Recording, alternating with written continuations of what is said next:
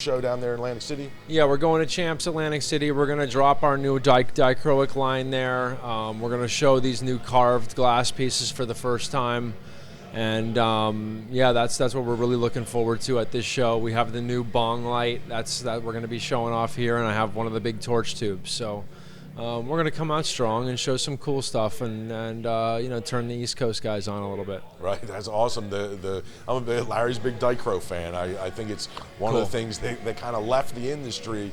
Maybe a lot of people don't know how to manipulate it or whatever's going on, but the dichro really, I mean, it makes the piece pop. And yeah. I went to the guys that make the Dichroic Alchemy, some old friends of mine, and I did a collaboration with them to make these pieces. So it's really cool piece, and it's really solid dichro.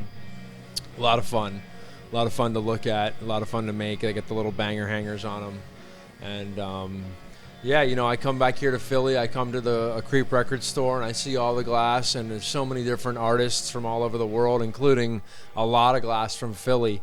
And speaking of how long I've sold to these guys, when I came back here and sold, there was no other glass in the cases, so I didn't have that competition that I do now.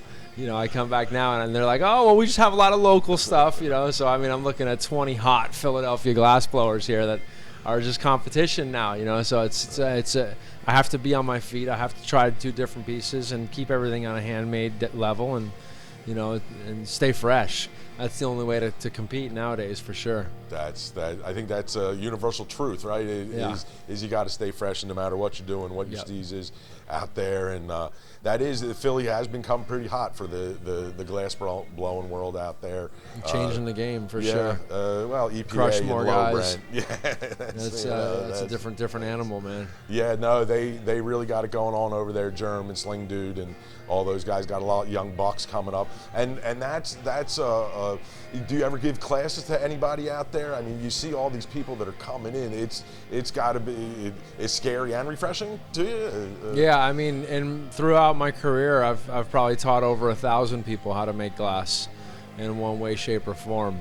I'll be going at some point this year. I'm going to be going to Nepal. I'm going to be teaching 150 women that were displaced from the earthquake how to make glass for a living. And I'm working with an existing factory over there. Granted, it's Indian, swag import glass, but on the same note, I'm going to do it for some friends. They own the factory over there, and they're going to be teaching exclusively women. And normally in that zone, women don't even have an opportunity to work. So we're really doing something super cool that could, change the world on that level. So I'm really excited to do that project, and that's the next big kind of, wabam project coming up. That's great. So, so yeah, teaching people, it's part of the whole thing. When I first started, there was no internet. You couldn't go look up where or who to learn from, or there was no YouTube. So in the very beginning, it was a guarded secret, the glass thing, and that was kind of the specialty thing around it. Now with the advent of YouTube and these guys that are the at-home learners, it's created a whole, new dynamic within the industry, like like rabbits. It populates it very quickly. So again, it's a real interesting time to be part of it. It's a big change since the beginning, man. Big change. Just the Victor torches that I used to see strapped to the bench like that. I come from the industrial world, and these guys welding trucks and stuff like that with that. And I saw it wrapped to the bench. I was like, wait a second, something's up with that. And just the heat that's going on out there, the torch mixes, the specialty torch manufacturers, all that kind of stuff. We're not too far from Carlisle down in Carlisle's South Jersey a great company. Right? They have a great school right there. Yeah. In Salem, that is a very good school to learn from. Flame working.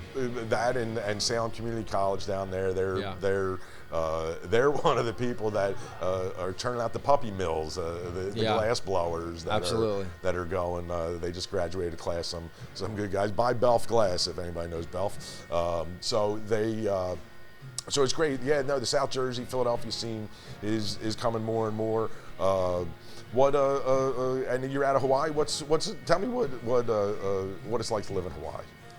It's like, I'm living in paradise, man. I surf a lot, and A lot of beach time, family time, and it's a great place to blow glass. It's just very expensive to get materials and have the right materials there to make glass.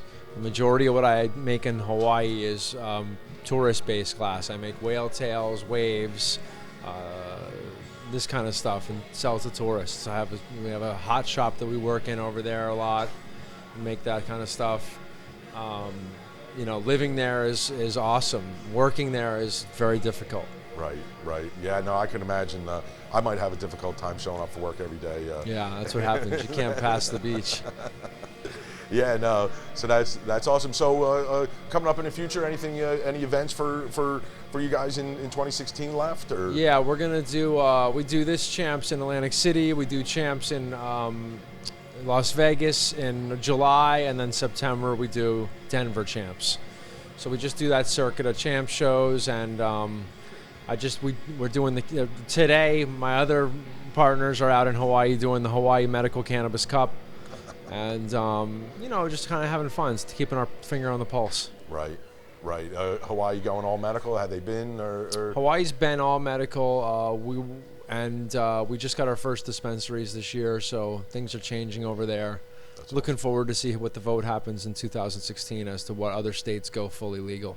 Right. That's a big push for us. Right, and the whole election deal, yeah. Who gets it. It seems like the people that we're left with aren't really too stringent against it, but they're not really saying, hey, we're going to let it rip. And yeah, it's tough to say what's going to happen. I think the more important part, more than who gets elected, is how many states vote for full legalization this year. Right. We expect 5 more states to roll right now. Right. And once the tide starts coming in, if we can get to 5 states on this election, then we just have 2 more years and things will really pop. Go forward. Yeah. Really pop. Nice. Well, thank you so much, Jason. We appreciate your time. Jerome Baker Designs. Go out there, buy some Baker bots. Look for them at your local head shop. As a matter of fact, tell your local head shop to go and request to buy some Jerome Baker, because that's the only place you can get it is right there in the local head shops, like Creep Record Store here in Philadelphia. Yeah, Creep Records in Philly. You can always call down here or call Frolic and Exton. Anybody answers the phone, they'll take care of you, hook you up, get you sent out some pieces. Awesome.